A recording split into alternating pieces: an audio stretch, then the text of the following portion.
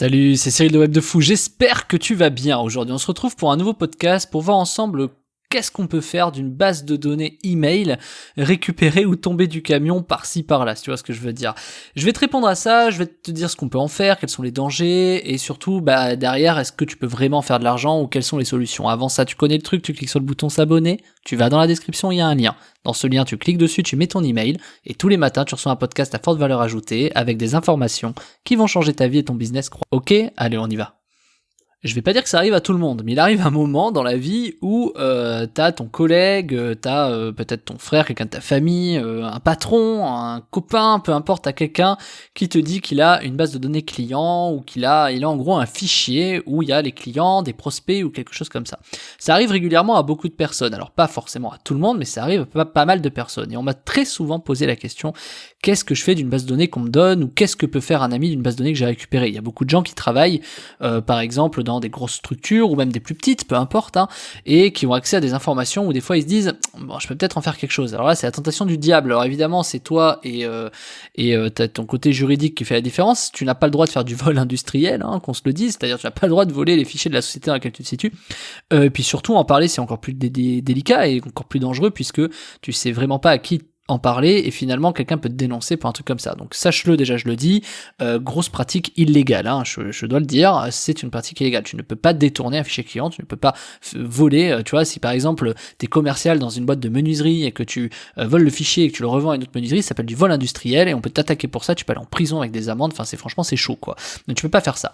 Mais il y a d'autres aspects, il y a d'autres façons où tu te retrouves à un moment donné avec une base de données. Je vais pas t'expliquer comment tu vas faire pour te retrouver avec une base de données entre les mains, on va plutôt parler l'étape d'après. T'as une base de données, peu importe comment, et tu ne sais pas quoi en faire.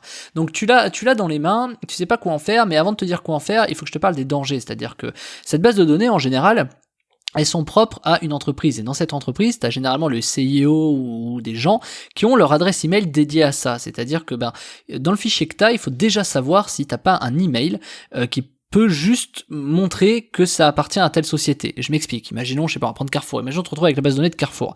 C'est pas parce que t'as tous les emails des employés de Carrefour que, forcément, ça veut dire que c'est à Carrefour, tu vois. Mais il suffit que t'aies le PDG, par exemple, qui a juste mis un email qui est propre à l'entreprise, propre à ce fichier client, propre au truc, tu vois. Genre les développeurs qui mettent des fois des tests @carrefour.fr, tu vois, ou adresse test lors d'un développement @carrefour.fr, tu vois.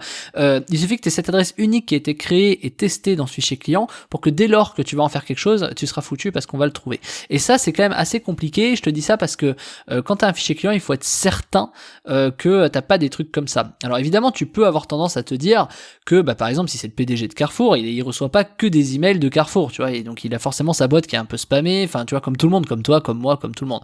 Donc finalement, c'est pas plus dérangeant, même si tu t'adresses au PDG de Carrefour, parce que bon, sur le principe, il reçoit d'autres emails aussi. Le vrai problème, c'est si t'as vraiment des adresses email qui sont vraiment dédiées à ce fichier, et là tu peux te retrouver vraiment dans la merde, parce qu'à partir du moment où t'envoies un email, ça va se voir en fait, et ils sauront pas forcément qui c'est, mais à un moment donné ils vont remonter la trace quoi, ils vont tomber sur toi, et voilà. Donc c'est le plus gros danger, tu vois ce que je veux dire, c'est le plus gros danger. Donc évidemment, à partir de là il faut savoir trier ta base de données. Donc t'enlèves les grosses adresses à problème. Par exemple, c'est une base de données Carrefour, t'enlèves tout ce qui est PDG, tu vois, tu fais un peu gaffe, tout ce qui est technique et développeur, maintenant je te laisse imaginer les termes. Mais par contre, tous ceux qui sont salariés ou voilà, ça peut être intéressant. Dans les gros groupes, l'avantage ou le désavantage, peu importe, c'est que ils ont aussi tous les fournisseurs, tous les clients, tous les machins. Et donc du coup, ça, encore une fois, il y a plein de choses que tu peux faire avec ça. Alors, qu'est-ce qu'on peut faire avec des choses comme ça? Alors là, je te prends l'exemple de Carrefour, mais je veux dire, ça n'arrivera jamais, tu vois, c'est pour ça que je te le donne. Mais tu peux imaginer plein de choses. Et quand on sait pas quoi faire d'une base de données, il faut déjà savoir d'où elle vient. Donc, il y a vraiment deux écoles. Tu sais d'où vient la base de données ou tu ne sais pas d'où elle vient. Si tu sais d'où elle vient, c'est assez facile. Tu sais donc ce dont les gens ont besoin. Et par exemple, si on va reprendre l'exemple de la base de données de Carrefour, on peut imaginer que si tu as tous les salariés de Carrefour et tous les PDG et tous les cadres et tout ça, on peut imaginer que du coup, tu as des catégories socio-professionnelles. Tous les cadres, tu peux par exemple leur proposer une solution de défiscalisation. Tous ceux qui gagnent un certain argent, ça dépend ce que tu as dans le fichier. Si tu as que des emails, imaginons, et que tu as que des salariés, tu peux imaginer aussi par exemple comment négocier une prime à tes patrons, tu vois. Ou alors tu fais un truc un peu plus intelligent, c'est les secrets derrière les employés de Carrefour. Et là, tu peux envoyer un truc, tu vois. Tu peux envoyer voilà, toute l'histoire des secrets derrière Carrefour. Et finalement, tu peux proposer un produit comme ça. Pourquoi je te dis ça? Parce que quand tu connais d'où sortent les gens, tu peux imaginer leurs besoins. Les employés de Carrefour, ils ont besoin de négocier les augmentations. Comment négocier une prime chez Carrefour, tu vois, ou ce genre de choses, tu vois. Et forcément, quand tu vas créer un produit comme ça, donc évidemment, il faut créer un produit dans cette idée-là, hein, dans la première solution. Si tu crées un produit comme ça, c'est très intéressant parce que forcément, tu fais mouche. Donc, tu vois, il y a des trucs comme ça qui sont pertinents. Après, c'est à toi de savoir comment faire. Tu fais des petites recherches Google, tu regardes comment négocier une prime, comment machin, comment et puis tu regroupes un peu tout ça et t'en fais quelque chose. Et ça devient pertinent parce que finalement, t'as un fichier qui est déjà qualifié, t'as un produit qui correspond à la base de données que t'as, et comment tu veux ne pas faire des ventes avec des choses comme ça. Et la deuxième solution, le deuxième exemple, c'est tu ne sais pas d'où sort la base. Et donc là, ça va devenir un peu plus délicat. Tu sais pas d'où sort la base. Donc ici, il faut arriver sur des produits qui sont un peu evergreen. Evergreen, c'est-à-dire qu'ils sont toujours verts, à savoir des produits qui marcheront toujours. Les produits qui marcheront toujours sont toujours les mêmes. Agroalimentaire, tout ce qui est rencontre, bien sûr, et tout ce qui est immobilier. Donc on peut parler de la défiscalisation, mais on peut également parler d'une maison, d'un achat de maison, etc. Par exemple, on va reprendre l'exemple des salariés de Carrefour, que tu sois cadre, PDG ou employé, je sais plus, catégorie 1 ou je sais plus quoi, tu peux te dire ok, on a tous le même besoin, on mange tous les jours, tu vois, et probablement ils font tous leurs courses à Carrefour. Mais même s'ils font pas à Carrefour parce que tu ne sais pas c'est Carrefour, on fait tous nos courses quelque part. Donc du coup, tu peux imaginer des choses comme ça. On habite tous dans une maison ou dans un appartement, on a tous un logement, tu vois, normalement, sinon on a la rue, tu vois, il y en a pas de travail. Donc voilà, mais normalement tu as un logement et tu peux imaginer des choses comme ça, par exemple comment bien aménager son intérieur. Alors je te dis pas que c'est un truc que les gens vont forcément kiffer, mais c'est quelque chose qui restera toujours un peu evergreen. Et l'evergreen, c'est quoi? C'est le développement personnel. Comment garder confiance en soi au travail? Parce que tout le monde travaille. Ou comment garder confiance en soi en recherche de travail. Tu peux faire les deux, en fait. C'est un peu la même chose. C'est qu'une question de titre. Et finalement, c'est un peu, tu vois, tout ce qui est evergreen, c'est développement personnel. On va également lier tout ce qui est minceur. Tout le monde se trouve toujours un peu trop gros ou un peu trop maigre. Parce qu'on oublie un peu les gens qui sont trop maigres aussi. Tu vois, on parle souvent des gens qui veulent maigrir, mais on parle pas souvent des gens qui veulent grossir. Et tu vois, c'est un truc à clivage, tu vois, mais c'est pour te dire que il y a des gens qui ont des difficultés de grossir, pour grossir aussi. Et je te dis ça pourquoi? Quel est le rapport? C'est qu'en fait, il y a des sujets comme ça, comme la minceur, comme le développement personnel, qui marcheront toujours. Mais il y en a plein à la rencontre, même la voyance, on a tous envie de connaître. Est-ce que t'as jamais lu ton horoscope?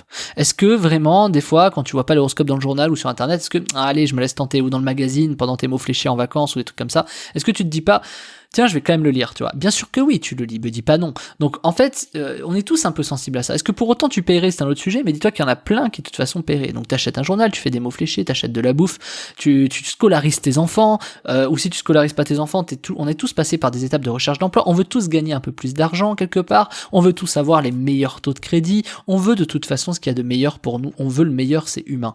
Donc du coup, c'est à toi d'imaginer ce genre de choses. Et donc quand t'as une base de données, il faut juste réussir à comprendre que on a tous envie de rencontrer des gens. Regarde, quand t'es ado, t'as les hormones en feu. Quand t'es jeune adulte, tu commences un peu à te poser, mais voilà. Ensuite, tu trouves une femme. Peut-être que derrière, t'as envie de la tromper ou un homme, peu importe. Je dis pas, je fais pas de jugement de valeur là-dessus. Je te laisse imaginer le truc. T'en as marre de ton homme ou de ta femme. Du coup, t'as envie d'aller voir ailleurs. Finalement, tu reviens parce que t'as eu tort ou t'as eu raison. Tu vois, du coup, t'as un divorce, t'as un mariage. Et finalement, c'est des sujets de société qui sont assez logiques, tu vois. On peut imaginer également tout ce qui est à base d'investissement. Pourquoi ces sujets marchent bien? Parce que c'est quelque chose qui fonctionneront toujours. L'investissement, je veux dire, depuis 50 ans, mais même avant on investissait différemment, mais l'investissement, tu vois, avec 1000 euros, avec 2000 euros, comment investir et faire travailler son capital avec 1000 euros, tu vois, il y a des choses comme ça qui fonctionneront parce qu'on a tous plus ou moins 1000 euros de côté. Je te dis pas que t'as forcément 1000 euros de côté, mais je dis juste, c'est quelque chose qui est accessible pour tout le monde. Et là, je te parle un peu du mal, le diable, l'argent, tu vois, mais c'est pour te dire que, en fait, c'est pas forcément important que tu saches d'où vient la base de données. C'est ça que je vais essayer de t'expliquer. Du coup, tu as des sujets qui peuvent toujours marcher. Et donc, c'est comme ça que tu peux en faire quelque chose.